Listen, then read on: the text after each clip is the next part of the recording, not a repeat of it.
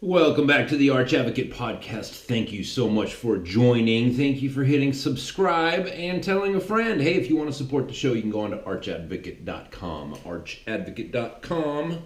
That's with a hyphen in the middle. Arch-advocate.com. Give a couple of bucks. Patreon. If you want to become a Patreon supporter, give $1 a month, man. It's like 3 cents a day. It's real easy. Thanks to all of you who are currently doing that. And if you just want to do like a one-time thing, that's PayPal's. That's what that's there for. Hey, listen, 3 segments today. I'm going to try to hold to that form of, three topics a day, and one of them will always be Bible stuff and trying to tie in, where we're at on the historic map with Scripture, right? Using Scripture and taking that and using that as a compass to get through these weird times. So what's in the news right now is the Kavanaugh thing, right? Then we've got November 6th, the midterm votes coming up, and everything that's going on, or in the world of politics and Bob Mueller and Rod Rosenstein and all this stuff about the deep state. Like, this is these are very momentous times that we're in right now, right? So we're going to be talking about the significance of that, right? The significance of what's going on in the Democrat Party right now as it applies to Brett Kavanaugh, and with the midterms coming up. And listen, people look at the midterms and they think, I vote once every 4 years and I'm good with that. I vote for president every 4 years, unless it's, I don't know, every 8 years, because the incumbent usually, in my lifetime, the incumbent always wins, the second term, whatever. It's like, dude, you can't do that this time. Not this time, no matter who you are. You have to vote. Because if you're sitting back complaining that the system doesn't work the way that you want it to, then you have to vote for people to get in there, and then you have to force them to change the system to the way that how you want it to work. It's not just going to magically fix itself. You have to change it. That's the way that our system is built to work, and it still functions that way. But when you become apathetic and you leave things to be, well then, see, look, there's 2 different mentalities that people take when it comes to voting. There's people that say, well, I'm going to vote this person in there because everything that they say lines up with my political will. So I'm going to vote that person in there, and then I'm going to, periodically, put pressure on that person to bring about my political will. Right? That's the ideal civic-minded person, right? You don't have to do much, right? You have to vote every 3 to 4 years or whatever, and then a couple of times a year you have to go to your congressman's dinner that they have, the meeting place, and you have to let them know, like, hey, this is why I voted you in, and you're not doing what I told you to do, so you better get on it, or at least you better show me that you're making an effort, or else I'm going to vote for whoever runs against you next time. Right, so that's one person. But then there's what kind of looks like the majority of people, and I could be way off base in this, but it would appear that there's a lot of people out there who think, well, I've heard what this person has to say, and their political will lines up more perfectly with mine, so I'm going to vote for them because I believe that their political will is superior. And I'm going to vote, give that person my vote so that they can go to Washington and impose their own will because I agree with their will. I think there's a lot of people who think that way, and that is exactly how we got into the mess that we're in. Because all that takes is, like, I'm just going to vote this one time and then I'm done. I'm not going to participate anymore, which leaves out any sort of accountability. You're not going to, that's like making a decision to not hold your politicians accountable. And it's not just Democrats, people. Listen, like I said, Tim Preuss had pointed out that, when Congress voted and said, hey, we need to have a rape fund. We need to have a slush fund. We need to have a pile of money here so that when we're done raping people and they sue us, we'll have this money to give to them, and then they'll go away and we get to keep being congresspeople and senators and governors and whatnot. Not a single politician voted no. That means there was Democrats and Republicans voting yes on that measure. Whatever that was. I could pull it up, but I'm not going to. That's what I'm talking about. When you vote for people and say, okay, well, you're a superior person, you're a politically minded superior person. I'm just gonna leave you alone to do what you will. That's how you get rape funds. That's how you wind up in that position. And the Democrats right now listen, this is going to be hard to hear because it's going to be very difficult for me to say, but the fact is that anytime you have a one-party system, that is a fascist system, right? Anytime there's a one-party system, that's a bad proposal, no matter who that party is. Power corrupts, right? Hierarchies tend towards tyranny, is what Jordan B. Peterson says, and that's true. I've found that to be true in my own life, and I can prove that historically. You can't have a one-party system, and right now the Democrats are so badly dropping the ball that we are staring down the barrel of having a one-party system for probably the next 6 years. Of my party, the people that I vote for, Republicans. My people, conservatives. But that's not the part that scares me. The part that scares me is that I know that power always corrupts. That kind of power, the kind of of the absolute variety, it corrupts. And so it's very hard for me to say this, but we need to have a healthy, functioning Democrat Party. And Republican Party, and Libertarian Party, and even, Green Party, even the Tea Party. These things, these parties, these groups of people, they have to be healthy and functioning. And we don't have a single party that has had either of those things for a very long time. They've not been healthy, and they've not been functioning. These people are tasked by their constituents, that's you, by the way, the voter. They have been tasked by us, and they are employed by us to go in and make deals with one another. Right? And they don't do that. And they're not, these people, they're not, it's like, I have a very entrepreneurial spirit. Right? I believe in hard work. I believe that, when I put my mind to something, nobody's going to outwork me. Nobody can work harder than me. There's plenty that can work as hard as me, but nobody can outwork me. Right? Nobody has any advantage over me. Right? If I don't know something, I can go learn it. If I'm not physically strong enough, I can go get physically strong. You talk about you can't be Michael Jordan. Right? Because he was however high he was and whatever. It's like, no, I can't do that, but I can do everything he did. Right? Because what did he do? He went to the court and he threw, 2,000 basketballs from the free throw line every single day, or whatever the number was. I can do that. Right? I can pick up his same, habits. I'll never be able to play for the Bulls or any other NBA team. But I can certainly do all the things that he wrote down. And he said, this is what I did to make myself great. You can go through that list. And it's like, dude, you can do all those things. You can run 5 miles a day. You can throw 2,000 basketballs every day. You know what I mean? Like Manny Pacquiao, the famous boxer. I'm never going to be a famous boxer. And right now, it's like, Manny Pacquiao, he does, I think it's 2,000 sit-ups every day. I may not be able to do that right now, but if I put my mind to it, I could get there. It doesn't mean I'm going to be a boxer, but it means that whatever he does, I can do those things. Right? And that's what an entrepreneur does. And an entrepreneur knows, dude, you have to make deals with people. You have to get along with people. And at the same time, you have to be assertive.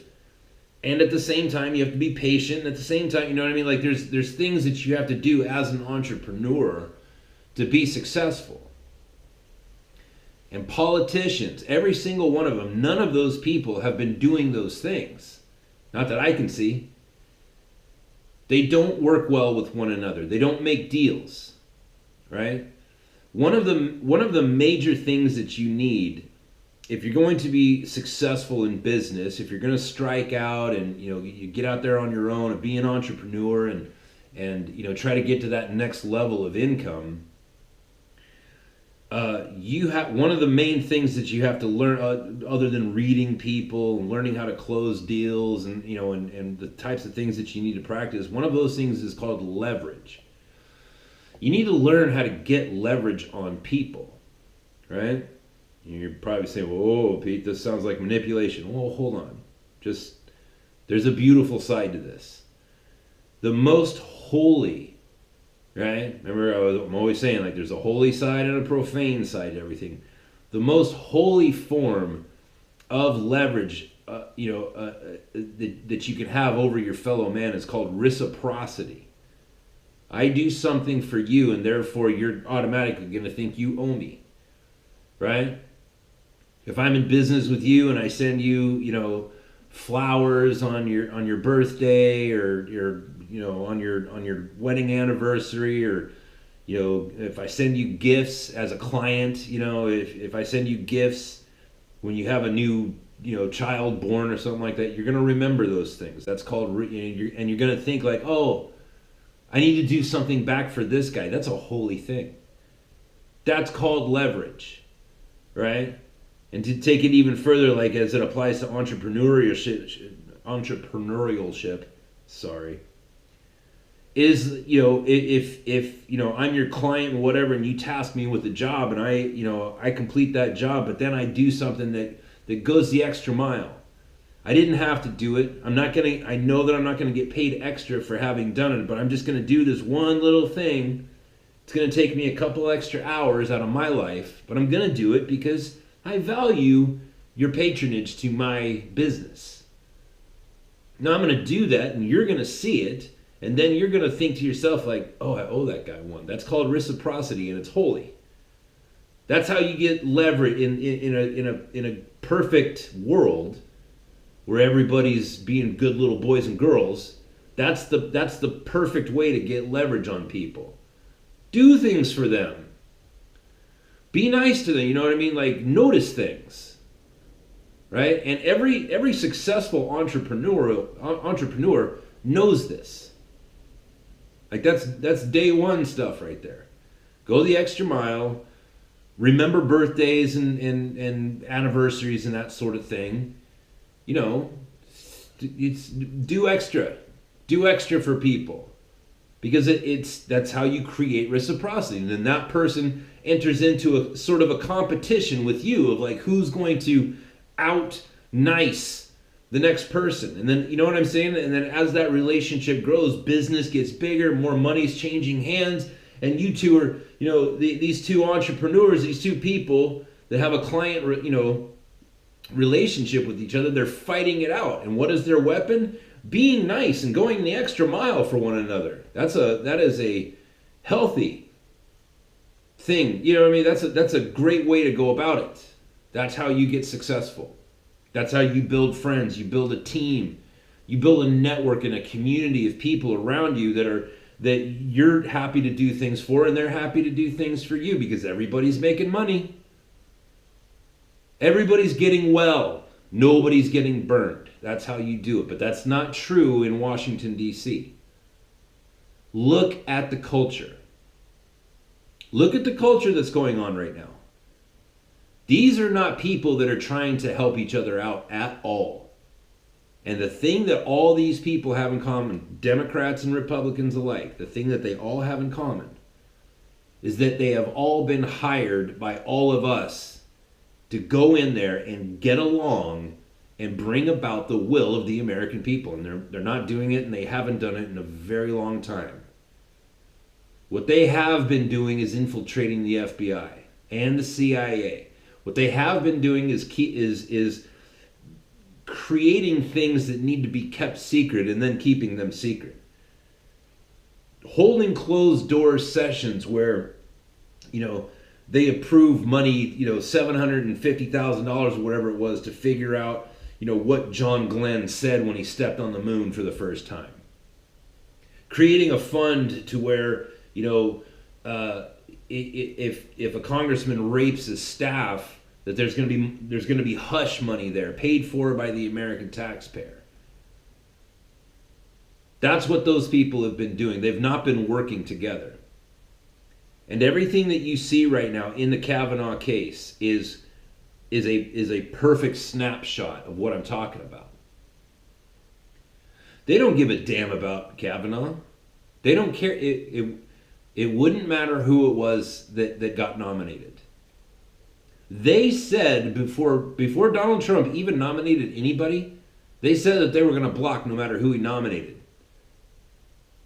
Do you understand how sick that is? Like how diseased that is?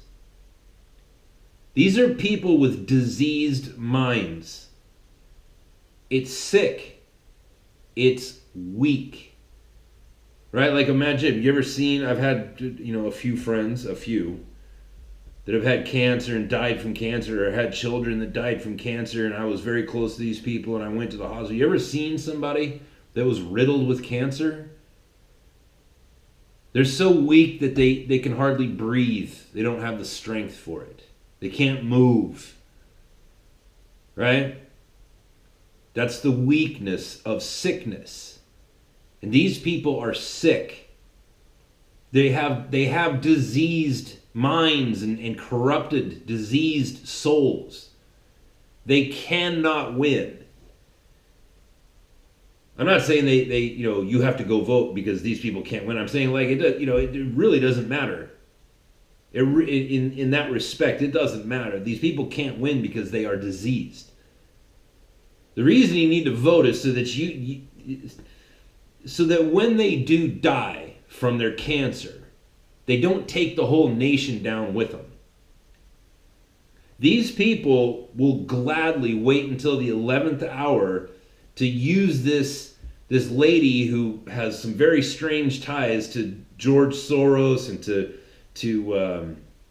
the Fusion GPS and all that other stuff. Like they waited until the 11th hour, like, we're just going to accuse this man of rape. We're not actually going to file any criminal charges. Keep that in mind, people. To this day, not a single charge has been filed. Nobody has alleged a crime. Fundamentally, when you allege a crime, you go to the police. You sit down with a policeman. He pulls out his little, pen and paper, writes down what you said, and says, "Okay, do you want to press charges? Okay, here we go. We're pressing charges. You're saying that this man committed a crime. Then we're going to press charges." None of that has happened. Because that's not what the Democrats care about. That's not what any of this is about. This is about one thing and one thing only.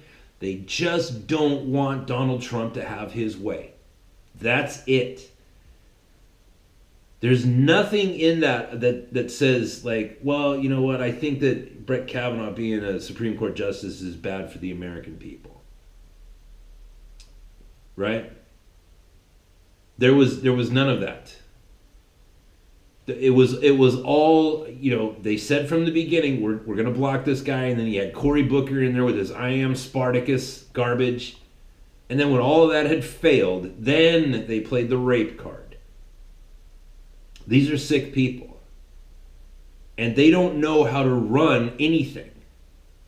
They don't know the basic rules of how to run a successful organization. They don't know about reciprocity. The leverage that they're trying to get is all backstabbing and being career minded and self-preservation and all that. That is the quick, like if you're a business owner, that is the quickest way to guarantee that you are going to fail. And these people are failures. They're ultimate failures. It's like that old saying, politics is Hollywood for ugly people. It truly is. These people, once they win, as a congressperson or a senator or whatever, once they win that, they are guaranteed an income until they die. They can't lose. Right? There's no incentive for these people to work harder and be better. There is no incentive for them to get along with their opponents and to create an environment of healthy competition where everybody's trying to be the next person who does the nice thing for their opponent, to create that reciprocity. There's none of that. And because of that, the cancer has filled the swamp. They're all cancerous. I'm sure there's one or two, like Trey Gowdy, for example. I think he's a above reproach kind of guy. Brett Kavanaugh's not a politician, right? He's a judge. He was an attorney for a long time and a judge and whatever. So he's kind of out of that mix. There's a few good people, but for the overwhelming majority, like, all of these people have to go. We have to start over, and thank God there's some young blood coming up. We had Grant Kidney on the show. He's going to run in 2020. There's this young lady in San Diego who's running. It's like, good. Let's get some new people in there. Let's vote those people in there and let them know right away. Like, listen, you're going to be tempted beyond anything that I can even imagine to sell your soul for the money, sell your soul for the power. But if you do that, we're going to drag you out into the streets and pour hot tar on your body until you die and then throw feathers on you. Metaphorically speaking. Right? We have to let them know, like, you're not in charge. We are. You work for us. It still works that way, people. You still have to vote. The vote still works. If you don't believe me, then explain to me how Donald J. Trump was victorious in a rigged election. A rigged election. It was so rigged that even the FBI was in on it. It was so rigged that Bernie Sanders won the nomination to run for president. He won it fair and square and flat out. And yet, Hillary was still, given the green light to run. These people are sick. They're sick, and they're going to die from that sickness. They're not going to repent. They're not going to try to get well. Right?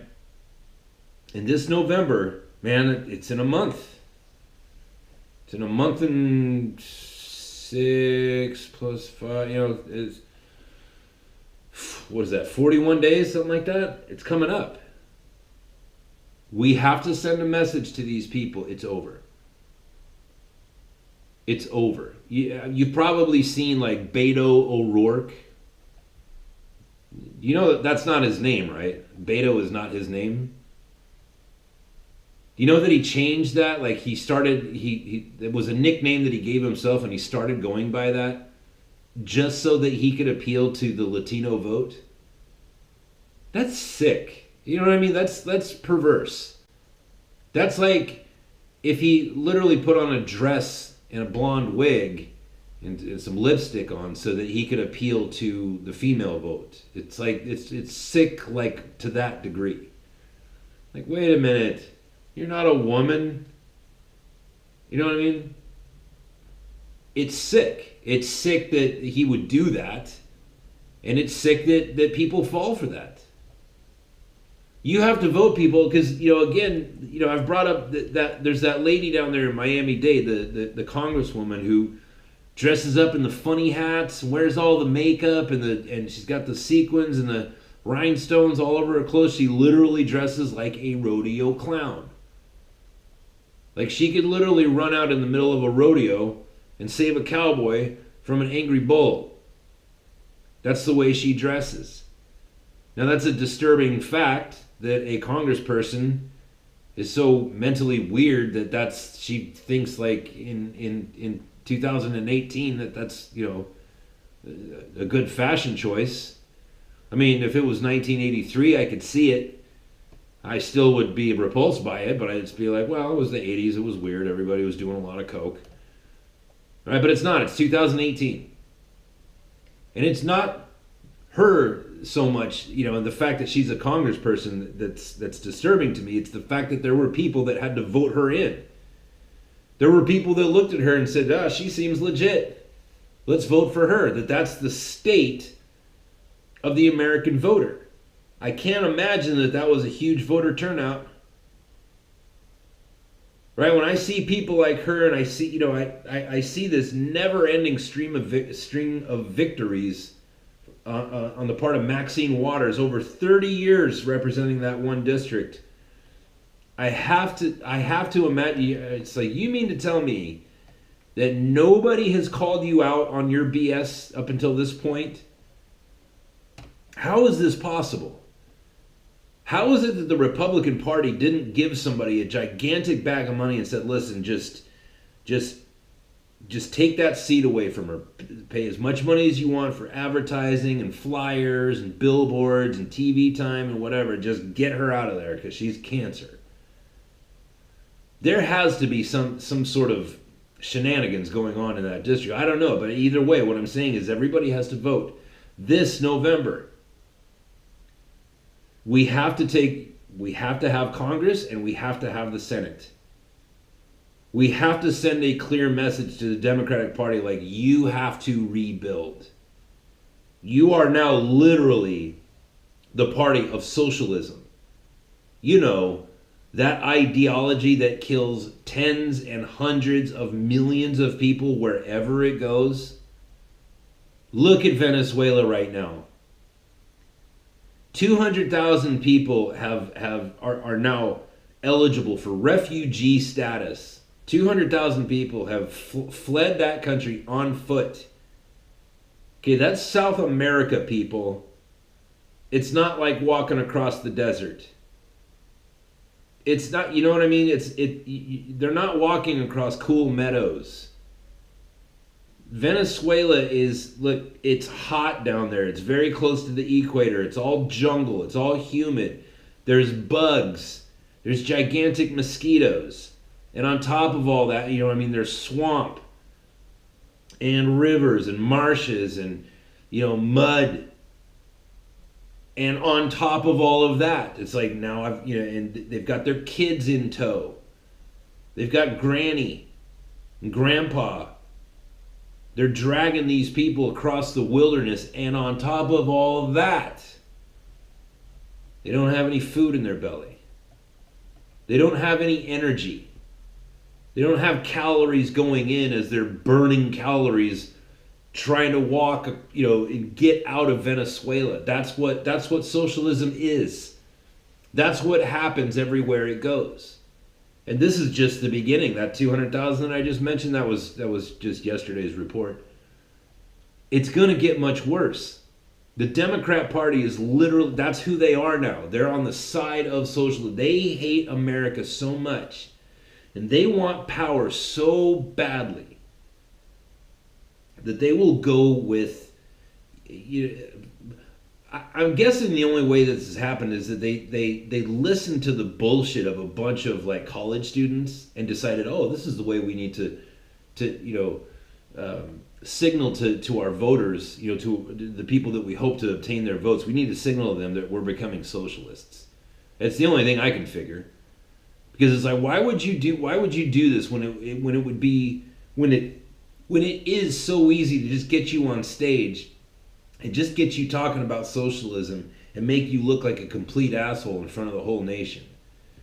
I can't figure it out. I can't figure out like why they would do that, because they've seen Ted Cruz absolutely murdered Bernie Sanders on stage when they were debating, democratic socialism. We need to take from the billionaires and the billionaires. He gets destroyed on stage, and yet the Democrats, they just keep their foot on the gas. It's weird. And we need to get people in there that understand, like, hey, I may not be the best negotiator, but you know what? I'm reading a lot of Anthony Robbins. I'm reading a lot of Zig Ziglar. I'm going to get better at it. Okay. Right? This girl in San Diego, she's 28, I think, or 20. No, she's 26. She's the youngest person to ever run for Congress. It's like, listen, I don't expect you to be the greatest. I don't expect you to know anything at all about negotiating because you're 26 or however old she is. What I do expect you to do is read everything Anthony Robbins ever wrote and Zig Ziglar and, you know what I mean? Like, learn. Go read everything by Dale Carnegie. Go read everything by Napoleon Hill. You know what I mean? Like, get better. I don't expect you to know anything about economics. And therefore, what I do expect out of you is to, when you're on stage, if somebody asks you an economic question, I expect you to look squarely into the camera and say, I don't know, but I know somebody who does, and I will go ask them, and then I will know. The problem, you know what I mean? Like the problem, this arrogance that we've seen, like with this Alexandria Ocasio-Manamana, whatever, with her stupid alphabet last name. It's she gets on TV, and even her own people that like support her will ask her very basic questions, very, very basic questions. And what she'll do is she'll get all excited and start trying to sound smart. And in that process, she makes herself look like a buffoon. It's so bad that this is why you've not seen her on a digital recording for what now, 2 months? There's been no video of her. Because her people came to her and said, listen, you're real stupid, but I mean, you can still win, but you're real stupid. Don't say anything in front of a camera. When people go to listen to her speak, they are required to turn in their phones before they enter the room and take their seat. That's how bad it is. Right? And it's like, look, sweetheart, you're 28, you've never been a part of the workforce. You barely went to college. You got an undergraduate degree. That's not as valuable as it was 50 years ago. Right? You have an undergraduate degree. That is a declaration that you attended another 4 years of high school. And then you went and served tacos to people and carried their beers from the bar to their table. That's all you've done in your whole life. We don't expect you to know anything about economics. That's not your job. As a politician, your job is to inspire the people to confidence and do the will of the people. And if you don't know something, just say you don't know. And then you will have people coming to your aid. Saying, hey, listen, I do know this because, I'm an economist and I work at, I don't know, Bear Stearns or whatever. I do know this answer and I would like to now help you. But instead we get these douchebags that get on TV and they try to sound smart and they have no interest in bettering the United States and its people. Like I said, there was that one guy that had accused Mitt Romney of not paying his taxes for 10 years, and then it turned out like he did, and he did it on national television. And then it turned out, that Mitt Romney, what did I say, Mitch McConnell? Mitt Romney turned in his taxes, and guy had paid his taxes. And this lady was asking that guy, like, why did you say that? Like that was dangerously close to McCarthyism. Like, would you like to say you're sorry? And he's like, well, the guy didn't win, did he? That's who we're up against. That's who those people are, and it's not just Democrats. It's not just Democrats. And thank God, right? Like I've said this before, like I was not a fan of the idea of Donald Trump running for president at all. When that race was getting towards the end, I was in Europe. I was backpacking and hitchhiking around Europe. People would ask me all the time, like, who do you think, who do you want to win? And I told many people, like, I don't want either of them to win. Either way, it's a bad idea for America. I said that many times. I've changed my tune on that. Donald Trump is an entrepreneur. He's a guy that makes deals. right? And everything that I've seen out of this guy has been good. Like getting us out of the Paris Climate Accord.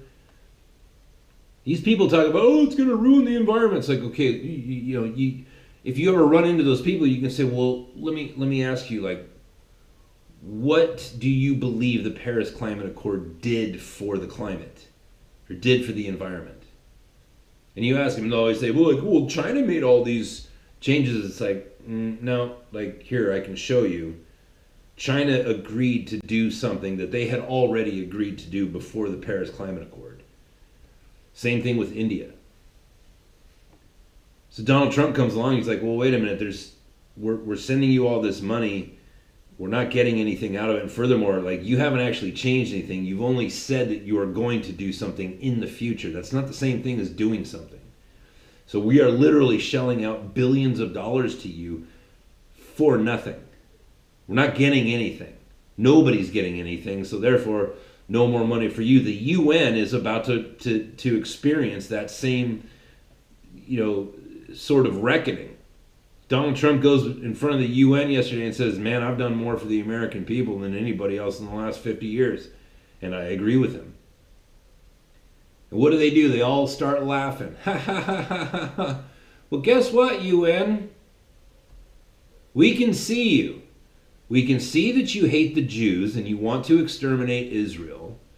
We can see that you have been sending ships, boatloads of angry African men into Europe to rape and to throw acid in people's faces and to sign up immediately for welfare, to drain Europe of its financial resources and medical resources. Joke's on you. You're about this far away from Nikki Haley advising the president to pull out of the UN altogether and start charging the UN for their headquarters right there in that prime real estate in New York City. You're getting that close. You keep laughing it up, fuzzball. Laugh it up, assholes. Laugh it up. Because it's all happening. This isn't just happening in America. Like this thing where you need to vote in November, like you do, but do it in confidence. Like the whole world is changing right now. The European people are seeing that like this absolute lust for liberalism has gotten them into a very dangerous place, and a lot of those people are turning their backs right now. The prime minister or whoever, the leader of Sweden, he just got ousted yesterday. Sweden, whenever your Democrat friends are always like, oh, socialism's great, man. Look at Sweden. Yeah, let's look at Sweden. Literally the rape capital of the world, right? This cold as balls place on the planet where there's very few people and all of them are white. All of a sudden, they become the rape capital of the world. What happened? Keeping in mind that there are many other places that are way more violent, like Somalia and Eritrea, like Laos, like Colombia. How is it that this Christian nation at the top of the planet that's just full of white people, how did it become the rape capital of the world? How did this happen?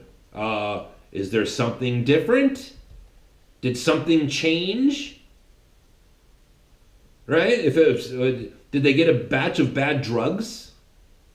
Did they all start worshiping Satan? What was it that happened? Oh, I wonder if it's the fact that they have been importing boatloads of Africans into their country for years that just go around raping people and throwing acid in people's faces. Sweden has had enough. They've had it, and they are changing their politics right now. Hungary and Poland, they've just given the middle finger to the European Union. They've said, no. I don't care what you say. I don't care how much you sue us. You can sue us all you want. We're not showing up to court. You cross our borders, you better be packing.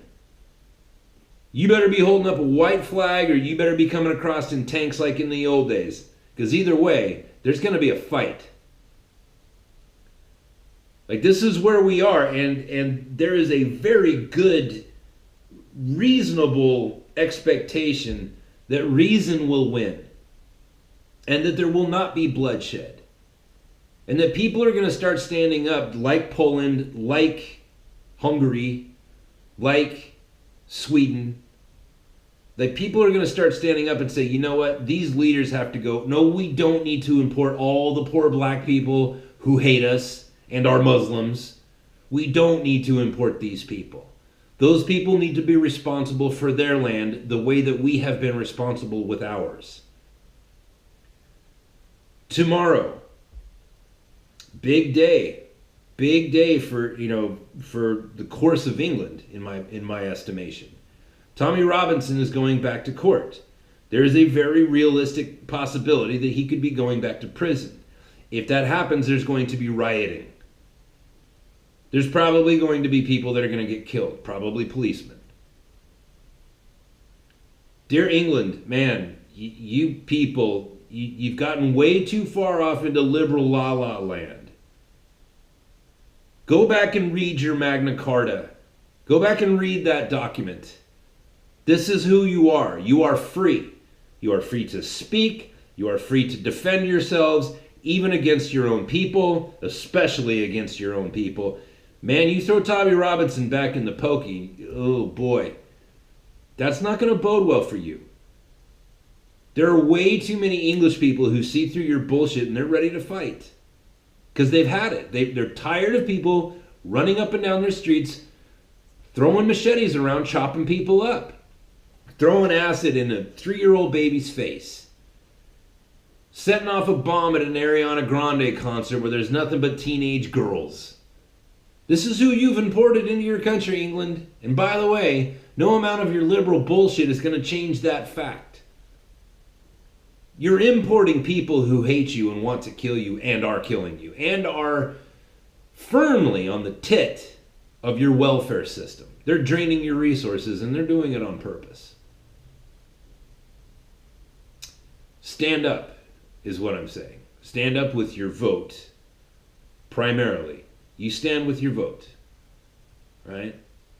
And if it comes down to it, if your government is trying to lay hands on you and silence you, if businesses like Jack Dorsey's Twitter, like Google, like Facebook, if these kind of people are trying to silence you, that is a direct assault on your humanity. That is a direct assault on your freedom to be a man, to be a human being. And you need to fight that. First with voting. And if that doesn't work, then come the guns. You cannot live on your knees. And many times in history, that people have been faced with that decision. We're not the first. We're not the first people to be faced with that decision. Am I going to live on my knees or die on my feet? I, for one, will be dying on my feet. Tommy Robinson is a guy who has decided to die on his feet.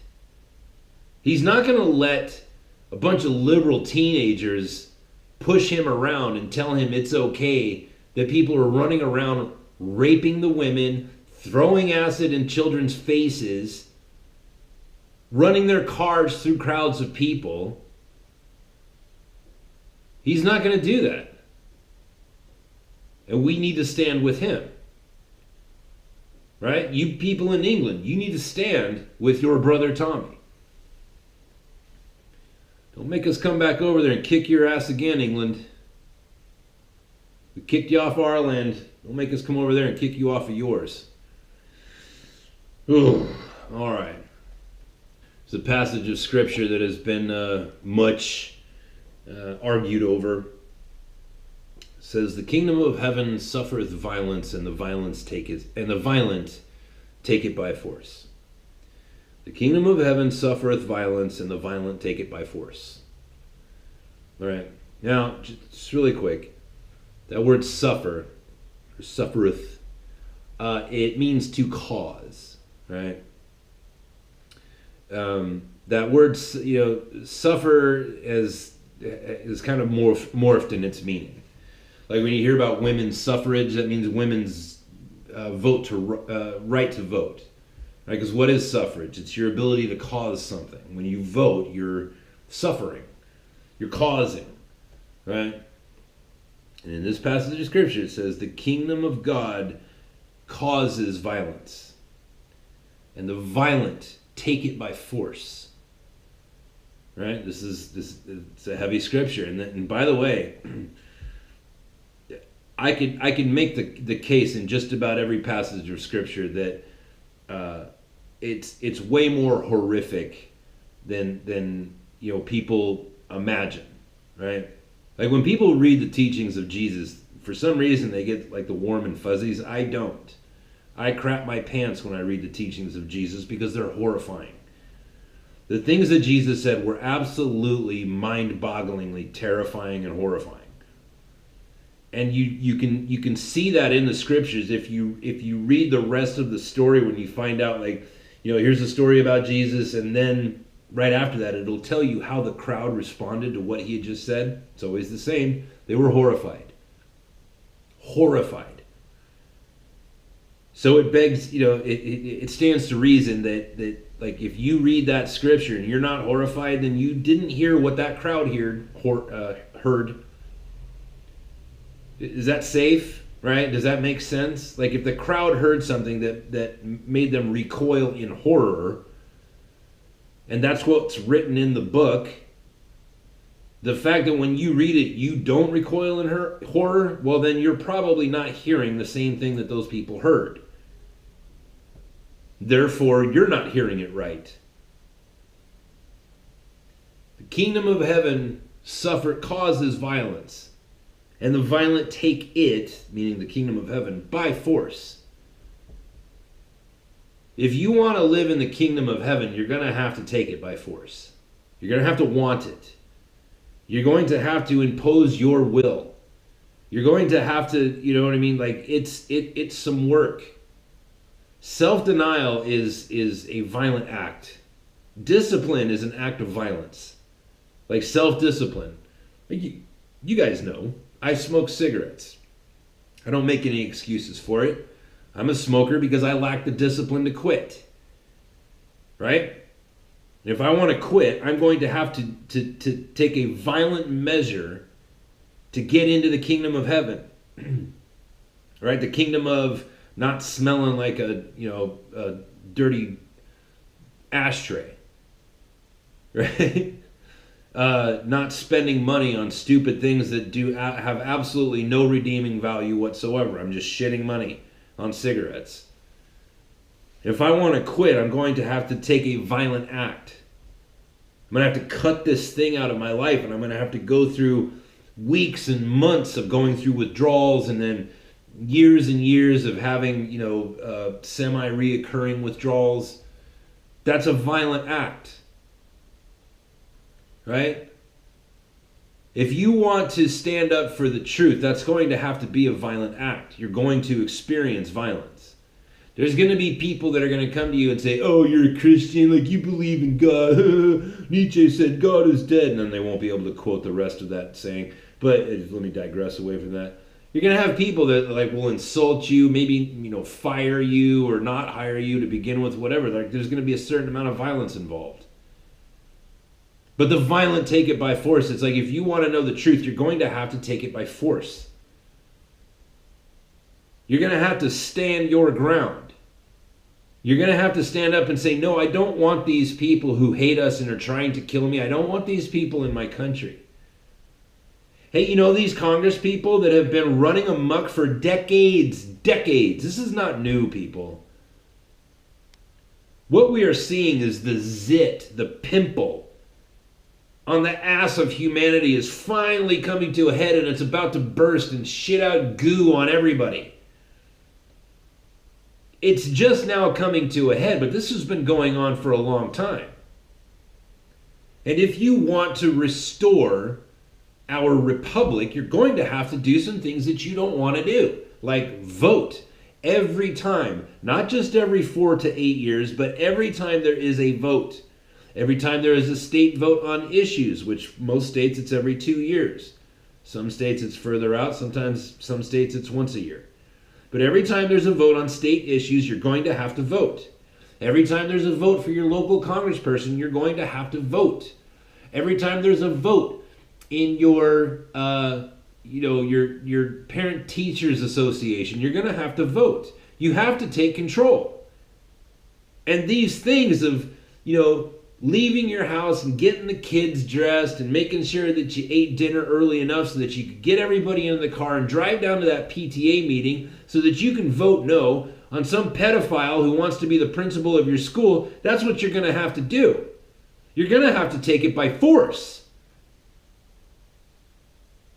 And that's a certain level of violence. It's a certain amount of aggression. And if you do that, right?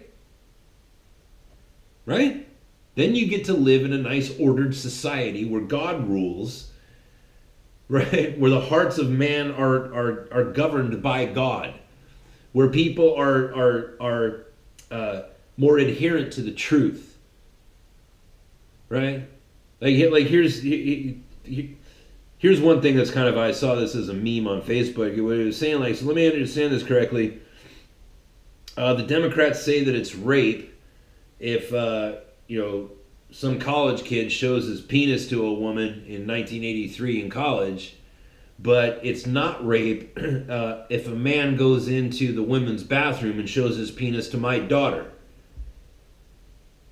You see what I'm saying? It's funny because it's true. You know what I mean?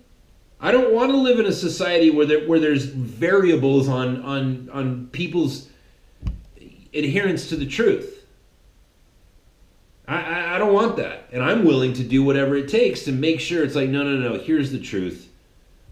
You're not getting into that bathroom with my daughter. There's just no way. And if I see you going in there, I'm going to kick the shit out of you and I'm probably going to go to prison. But either way, you're not going in that bathroom with my daughter. Because my daughter's going to live in the kingdom of heaven and I am here to take it by force. And the kingdom of heaven causes violence. The kingdom of heaven rubs up against the kingdom of darkness. It causes violence. And the violent take it by force. That's the show for today. If you guys want, you can respond to anything I said by going on to archadvocate.com. Go down to the bottom, subscribe to the email list, and send me a message. I get those. It goes right to my regular email. And I respond to them. Ask anybody. And if you, as I said before, if you want to support the show, it's all there at archadvocate.com, arch-advocate.com. And I will talk to you tomorrow.